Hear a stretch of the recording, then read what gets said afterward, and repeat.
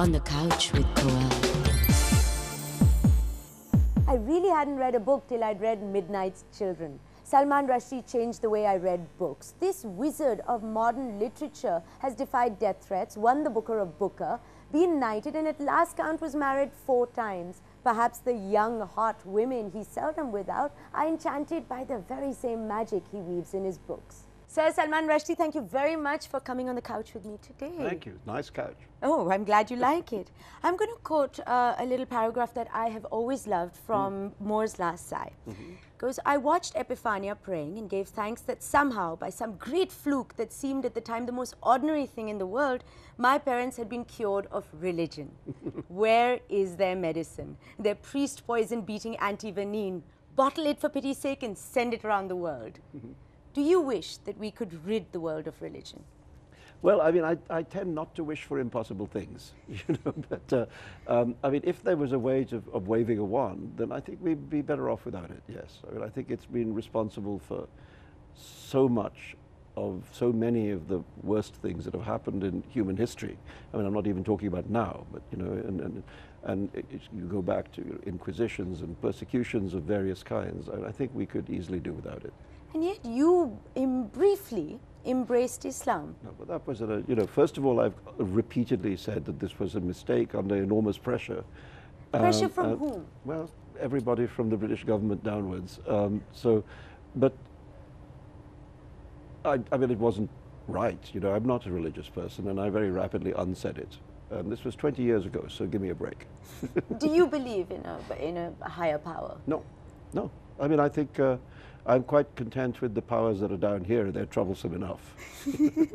So where does all this sense of magic come from then? Because you certainly have it in your books. Well, I mean, you know, I love story, you know, and I think all of us as children, you know, one of the first things we want when we come into the world is story, and the stories we want are wonderful tales. You know, we all want those extraordinary stories. We don't just want stories about going to work and doing a job. We want stories about witches and queens and curses and so on and so on. And I think that's something we grow out of, you know, but many of us, but I think maybe it's a mistake to grow out of it. All the Midnight's Children, and you're a Midnight's child. Almost. Almost.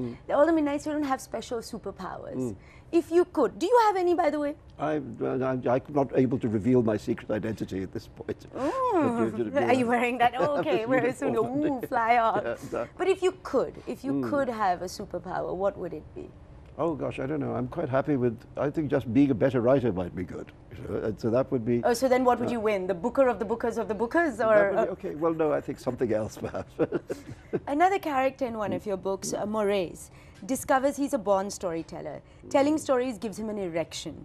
Are you aroused by your own storytelling skills? No, I mean, I think sometimes I laugh. It's true. I mean, there's occasions when you think that it's really funny, and that's always, I mean, not often enough, frankly, but sometimes, yeah. I once made myself cry, which was kind of ridiculous. When I was writing Shalimar the Clown, there's a passage in there where one of the girl's father dies in a fruit orchard, you know, and I mean, he actually dies peacefully, not violently, and so on, but I'd become very fond of him, you know, and I was writing this passage and I found myself crying, and I thought, this is idiotic, I'm just making this up, you know? But it did, that's the only time sometimes laughter and tears, but mostly you're just sweating it out. And a lot of sex in your books. Only recently. Only recently. Not recently. I mean, you've got Akbar having sex with an apparition. You've got Salim Sinai obsessed with this because he can't. Yes, that's true. Maurice almost having a curse with his 12-inch weapon. Yes. Well, I think. Is it because you're having too much or too little? I don't know. I think that's for you to judge, really. No, how is it for me to judge? I know nothing about you. In most of my books, the sex was either kind of off stage, or it was comic. You know, that's just one or the other. And I think it's very difficult to write about sexual encounters non-comically without being kind of ridiculous or unintentionally funny. Well, one of the other things in your personal life is that you like getting married. You really believe in the institution of marriage. But for some strange reason, the institution doesn't believe in you. Why have things not worked out? I mean, you really do understand love and romance, at least from your writing. I don't know that they haven't worked out. You know, and I had 2 very long relationships with the mothers of my children, and both of whom, I mean, whether we're married or not, you know, I mean, my first wife sadly passed away because, you know, she had breast cancer, but we were very close friends until the day she died. In fact, when she died, I was the person sitting next to her bed holding her hand, you know, so, I mean, a marriage might end, but the friendship doesn't. And now, I mean, my younger son's mother, I mean, we may not be married, but she's actually the person I talk to more than anyone else. I mean, I talk to her every day, you know, and we're very close. So you think that if Clarissa hadn't passed away, that you would have still been married to her? I mean, you know, it's a long time ago. Right? It's a long time ago. But you know, as I say, we remained very close, and same is true of my younger son's mother, Elizabeth, and there were a couple of other marriages.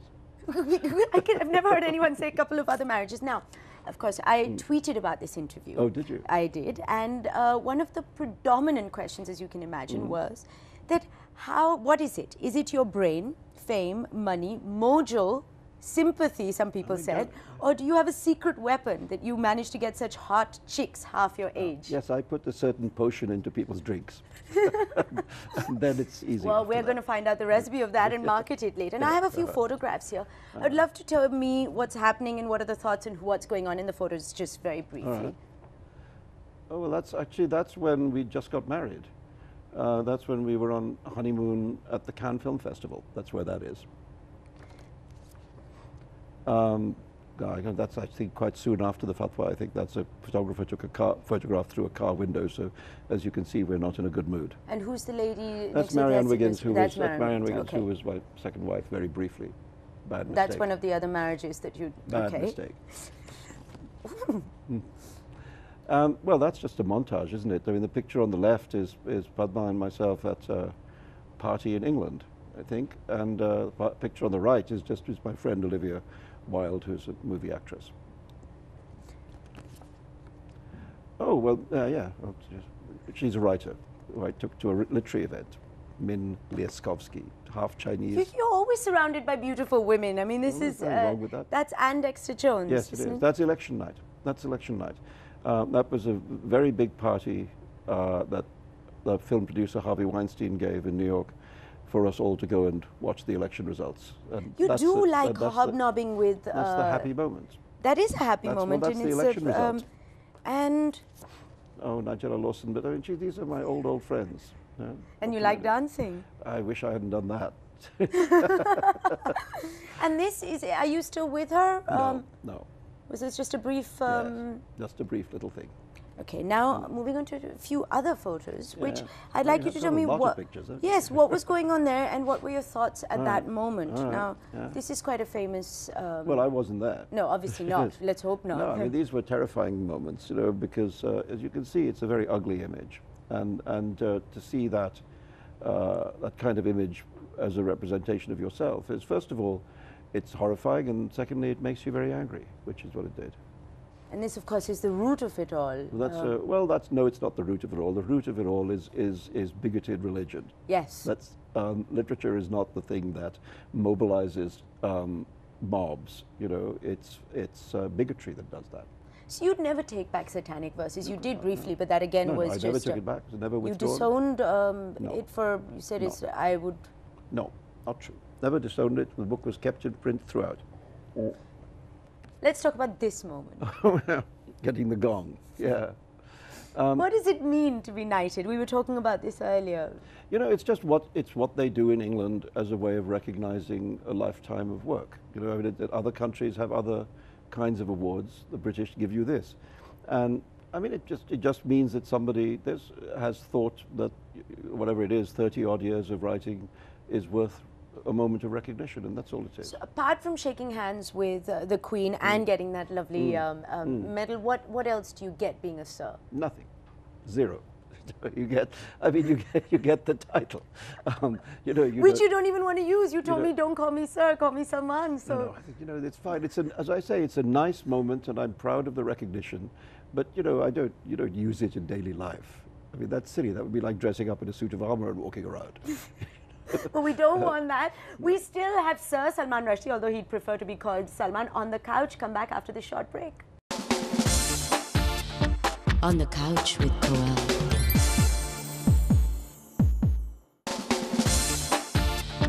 On the Couch with Koel. Welcome back. We're on the couch with Sir Salman Rushdie, one of my favorite writers. Now, the wording of Khomeini's fatwa asked for your head without mincing any words. What did you miss most when you went into hiding? You know, one of the things I've never liked is the term hiding, because one of the things anybody knows about maximum security is that it's incredibly visible. You know? I mean, it's actually the opposite of hiding. It's like having a neon sign in the sky. Saying I'm here. Saying here, you know, so no, the thing that's hardest is the loss. Well, first of all, it's hard because it's worrying and so on, but it's also the loss of spontaneity. You know, you can't do anything because you just feel like it at that time. If you want to go for a walk in the park, it's not that you can't go for a walk. Oh, you could do all those things. But you have to tell people 2 hours in advance. You know, and by the time it comes round, you don't want to go for a walk anymore. You know, so it's. I think the difficulty is, first of all, the loss of privacy, because there's, you know, somebody in your kitchen, you know, and the other is the loss of spontaneity, that you can't do things just on the spur of the moment. What about fear? The thing about fear is that fear is a tyrant. You know, and if you give in to it, that's all you can do. You be afraid. You know, you sit in a corner and shake.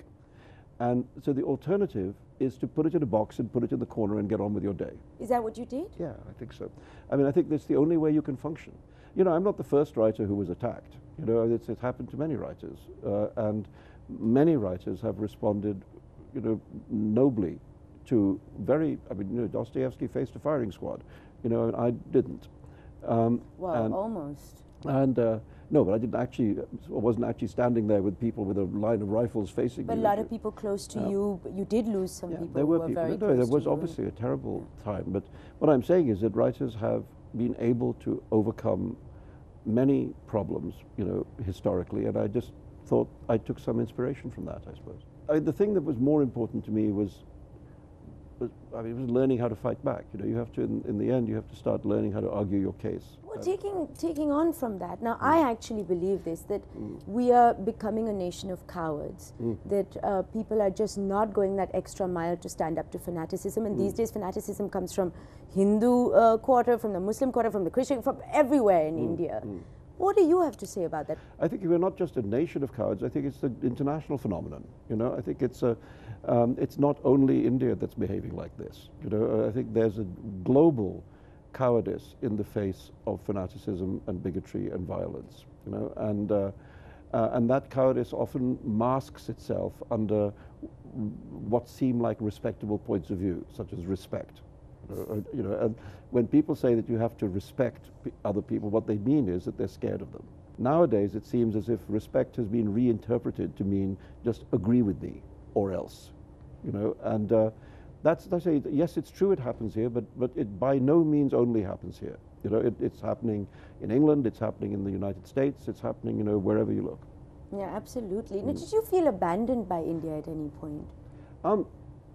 Depends what you mean by India. I mean, there was a period of almost a decade, 9 years, I think, when I was not able to visit here. That was very difficult for me. But I mean, just that India didn't stand up for you. Well, of the official India, yeah, maybe. Yes. But I mean, you know, I'm much more interested in unofficial India. You know. And do you still have a strong connect with it? Yeah. Because your books certainly do. No, I do. I mean, I think I still have, you know, a lot of friends here, and I still have a great desire to be a part of this culture and this tradition and this narrative, if you like, you know. And so yeah, I mean, I think, you know, I'm an Indian boy who ended up somewhere else.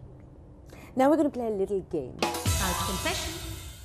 Would you like company 20 years younger or 10 years older? Depends if it's male or female. And? If it's male, probably 10 years older.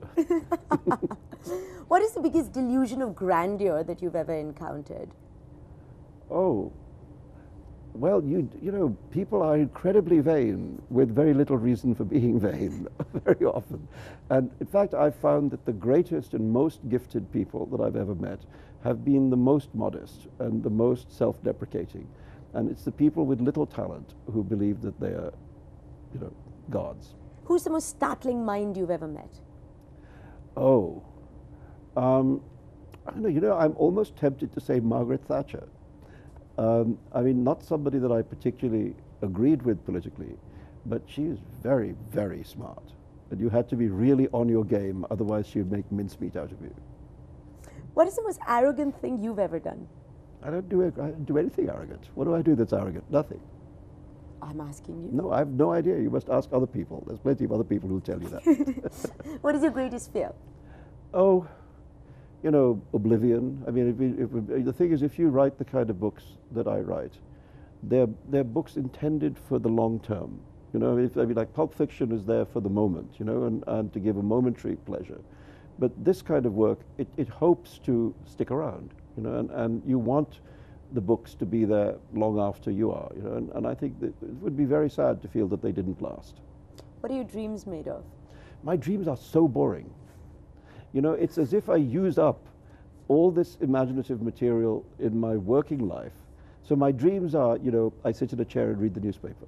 That's your dream. That's What my are your dream. nightmares made of? No, they're the same thing. London, New York, Paris, or Bombay? Oh. And I did say Bombay, not Mumbai. Yeah, well, not Paris. I mean, I have deep connections to the other three cities, you know, and they all have different senses of home for me, you know, and I think the place that you are born and that you're a child is one particular kind of home, you know, and for me that's always going to be Bombay. And London and New York are, you know, equal. If I mean, I don't know, right now I like living in New York, you know, but that's right now. Ask me tomorrow, we might get a different answer. What is your current state of mind? It's good. It's good. You know, I mean, I'm always good when I'm working. I think many of us who do this weird thing, writing, you know, you don't feel completely yourself when you don't have a book to write. You know, and I always feel that once I've got a project and I know what I'm doing, it's like the whole of life falls into shape around it. So you don't feel yourself till you're putting life into someone else? No, I mean, no, into other characters? No, well, it's my imaginative world. You know, it's just nice to have an imaginative world that's alive in your head and that you're dealing with. What would you instantly fall in love with? Instantly fall in love with? Intelligence. Actually, even more than intelligence, sense of humor. On what occasions do you lie? These. What is the most ridiculous line you've ever written or read? Ever written? I don't know. I think they're all equally ridiculous, really. I mean, I think you... I don't know. The most ridiculous line I can think of right now is from the movie Avatar. Okay. And it's where you discover that the mineral that this whole thing is about, the whole fuss is about, is called, for God's sake, unobtainium. You know, and you have these good actors with a straight face having to say things like, there are massive deposits of unobtainium underneath the Navi village. And at that point I thought, you know, give me a break, unobtainium? You know, you spent tens of millions of dollars making the movie, couldn't you have spent $100 hiring a writer to think of a better name than, you know, what, impossibilium, very hard to get here? You know? Well, Mr. Cameron is going to be here. I think you can have a word with him about that. Absolutely. Well, you have to ask him about unobtainium because it's the worst name for anything I've come across for a very long time. So what would you call it? Anything else, you know, call it Fred. That's better. That's better than unobtainium. What is the most meaningful line that you've ever written or heard or read? Well, you know, there was when I was first writing Midnight's Children, not the finished version, the first line of it was, most of what matters in our lives takes place in our absence. And then I thought that it sounds too much like Tolstoy, you know, it sounds like the opening of Anna Karenina, and I thought this is not a very Tolstoyan novel, so I have to bury it. The line is still there, but it's buried. But in a way that was at the root of that novel, and at the root of many other things that I've done, you know, because it says, what it means is that we are not just shaped by our own choices, we're also shaped by the world in which we are born into and the world in which other people make an impact on our lives. So and that's almost prophetic for what happened in your life, in a sense. Well, true. What is your all-time favorite book? Well, all right. Well, I'm very fond of 100 Years of Solitude. I think it is a great novel, and I think probably in my lifetime is the greatest novel that anyone has written. What is one book that you wish you had written? That one. If I said you could have the Nobel Prize, Yeah. but you would never have love in your life again, what would you choose? I'd choose love always. Who cares about prizes? Prizes are just things, you know. And I mean, one of the things I've always tried to feel is that you shouldn't get obsessed by things and gongs and, you know, there's a real life outside that you have to actually live. You can't live for prizes. That's nonsense. Who is a new Indian writer to watch out for? Oh, I think there's quite a few young guys right now. I mean, I like Rana Dasgupta, I like Altaf Tyrewala, I like quite a lot of these younger people. I think it's an interesting moment, and as you know, as people are beginning to say, there's now also some very talented young Pakistani writers. So, Yes. I mean, Daniel Muinuddin in particular, I think, you know, is very extraordinary. So it's nice to see. It's always nice to see the next generation. Who are you marrying next? My children have forbidden me to ever get married again. What? They would nail me to the floor, I think, if I tried. But are you going to defy them? No, no, no. I always do what people tell me. Hardly. What is the question you would like to be asked? Well, I suppose the question you always wanted to be asked is about your next book. What is your next My book? next book is actually a sequel, sort of sequel, to Haroon in the Sea of Stories. It's called Luca and the Fire of Life. It's coming out in October. And it's because basically I once again have now a 12-year-old son, and he's been saying for some years, you know, what about me? Where's my book? So I thought that's a reasonable question, you know. And so it's been very exciting. I loved writing Haroon in the Sea of Stories, even though I wrote it at a very difficult time for me. And the response to that book by readers, and children and grown-ups, has been the most enjoyable I've ever had. We you loved know? reading it. And so to do another one, I mean, I hope that people like it as much. No. If you weren't sitting on the couch right now, what would you be doing? I'd be running around town seeing the friends I've got all over the city, who I've tried to pack in as many of them into the few days I have here. In the few hours that you have here Couple this of days, time. yeah, well, yeah. thank you very Yeah, much thank you. for being a lovely, Thank lovely, you. lovely, lovely guest. Thank But I can't let you go before you sign my books. Oh, I can do that. Yes, that one. So I'm having my book signed by the Booker of Booker winners. There you are. Thank you, Thank you. very much. Thanks. Catch me on Twitter at Koel's Couch or write into onthecouch at headlinestoday.in. Koel. On the Couch with Koel.